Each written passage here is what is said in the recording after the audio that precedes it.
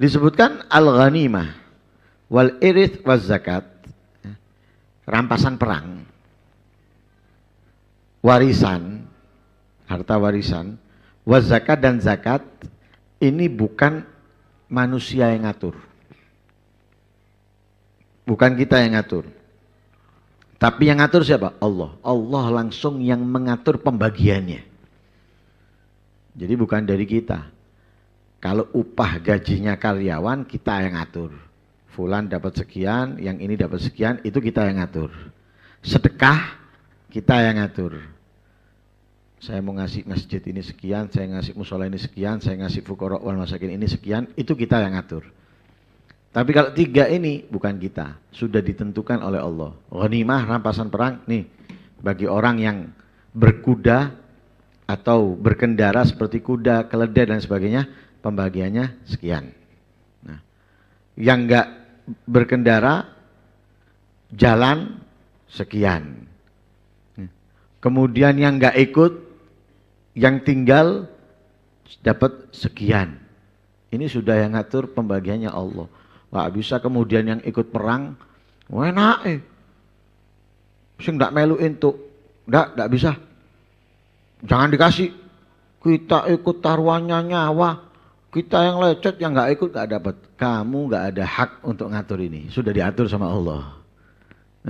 Sudah diatur sama Allah. Yang nggak ikut pun sudah dibagi oleh Allah dengan pembagian yang jelas sudah. Jadi nggak ada protes. Itu kan logikanya kita, tamaknya kita, rakusnya kita. Kita nggak mau ngasih yang nggak ikut, padahal Allah sudah menentukan bagi yang nggak ikut. Yang kedua juga warisan. Warisan. Laki dapat sekian, perempuan dapat sekian. Kalau nggak punya anak laki, punya anak perempuan nanti saudaranya mayit dapat, dan lain sebagainya. Itu sudah diatur.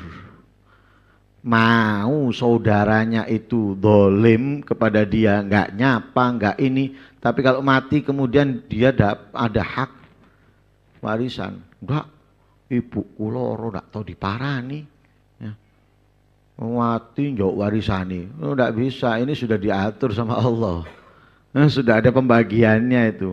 Kalau punya anak laki, perempuan berarti laki sekian, perempuan sekian. Kalau nggak punya anak laki, maka punya anak perempuan tok mayit, kalau meninggal berarti saudaranya mayit tadi itu bisa mendapatkan pembagian daripada warisan walaupun sepanjang hidupnya tidak pernah kontak. Nah, kalau kehidupan nyatanya kan, waduh nggak ganti blas sampai ibuku ini itu dan lain sebagainya, atau nggak ganti sama sekali sama ayahku. Oh, mati ini ya warisani, enak, enggak ada sudah. Ini yang ngatur Allah sudah. Dapatnya berapa, untuk ini sekian, untuk itu sekian, ini bukan kita, sudah Allah Subhanahu wa taala. Enggak bisa harus sama antara laki dan perempuan, enggak bisa. Tidak bisa sama sekali. Dibagi rata biar adil, pembagiannya Allah lebih adil dari pembagian kita. Enggak bisa disamakan laki dengan perempuan, enggak bisa disamakan. Sampai kapanpun nggak bisa disamakan. Mau disamakan seperti apa? Nggak bisa. Supaya sederajat dan sebagainya, nggak bisa. Mau nggak mau perempuan itu di bawahnya laki-laki. Mau nggak mau, nggak bisa. Sebanding nggak bisa, apalagi di atasnya. Setara itu nggak bisa. Dalam ibadah bisa setara? Nggak bisa.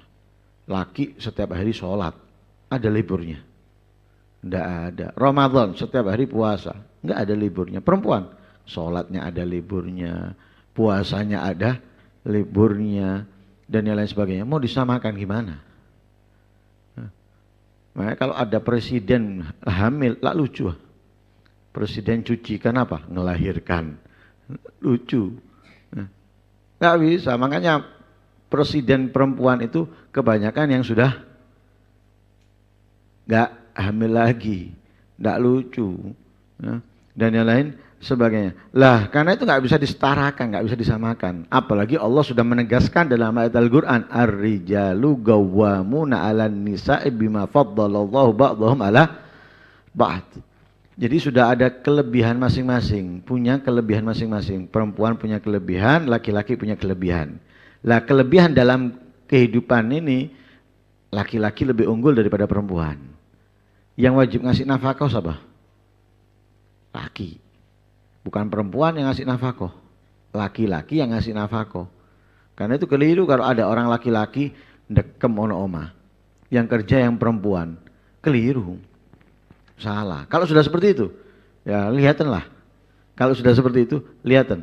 Rata-rata, kalau sudah seperti itu, yang perempuan semaunya sendiri. Yang laki nasihati, diwali. Aku ndak kerja, urip toko aku, menengoh. Bodoh. Rata-rata itu. Makanya katanya Rasulullah, lan yufliha qaumun walau amrohum imro'atan, tidak akan pernah beruntung, tidak akan pernah berhasil kalau yang ngurus suatu urusan, ya, yang mengetuai, yang ngepalai itu perempuan, nggak akan. Ya. Rumah tangga dikepalai perempuan, nggak berhasil. Ya. Kalau ada kepalanya loh ya, ada lakinya, dikepalai perempuan, nggak berhasil. Kalau nggak ada lakinya, beda lagi nanti itu. Ya. Ngelihat perempuannya, kalau solihah, insya Allah bisa berhasil. Kalau enggak, ya enggak bisa berhasil. Nah, karena itu pembagian warisan ini sudah diatur oleh Allah, enggak bisa disamakan antara laki dengan perempuan. Yang ketiga, zakat. Zakat juga gitu. Zakat perhiasan emas dan perak sudah diatur, harus mengeluarkannya sekian. Kemudian tijaro, dagang dan lain sebagainya sudah diatur oleh Allah. Jadi bukan kita yang ngatur.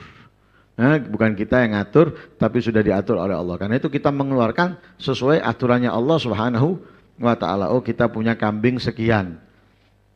Berapa yang kita keluarkan dari kambing yang kita miliki ini? Sudah diatur sama Allah. Sekian yang harus kamu keluarkan.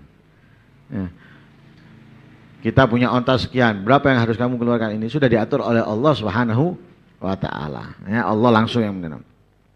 Lah, fungsinya zakat dan kebaikan-kebaikan yang lainnya itu ada kemanfaatan selain pahala yang kembali kepada kita. Ya, selain pahala. Ya, karena itu diceritakan pernah pada suatu ketika di Sewun, ya, itu banyak belalang, ya, belalang dan semisalnya yang merusak tanaman, ya, yang merusak tanaman. Entah itu padi, jagung dan semisalnya, gandum dan sebagainya, ini rusak. Di daerah Geren, ya, di daerah Geren. Lah semua tanaman rata-rata di tempat itu, di daerah itu hancur sudah.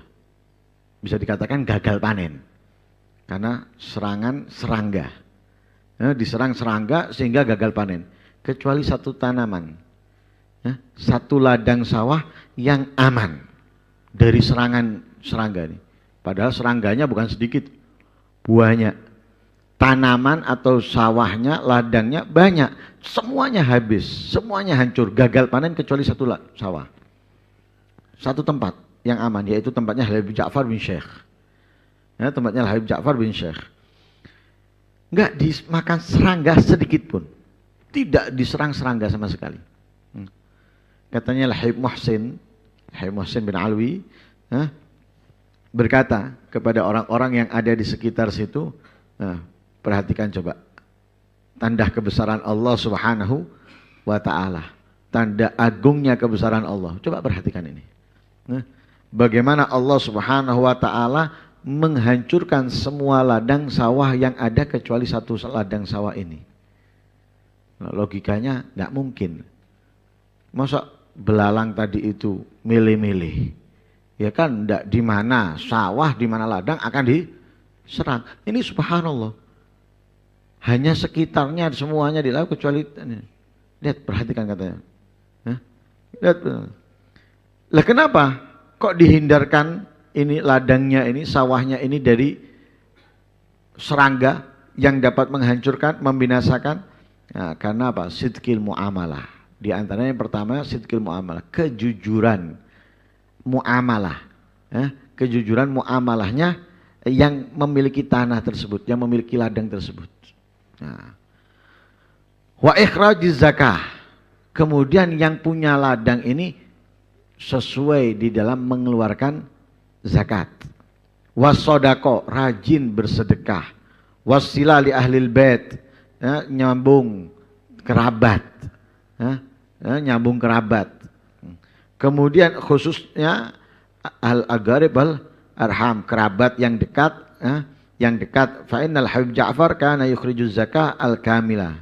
Nah, Habib Ja'far bin Syekh ini kalau mengeluarkan zakat sempurna bahkan lebih. Nah itu semuanya hasil apa?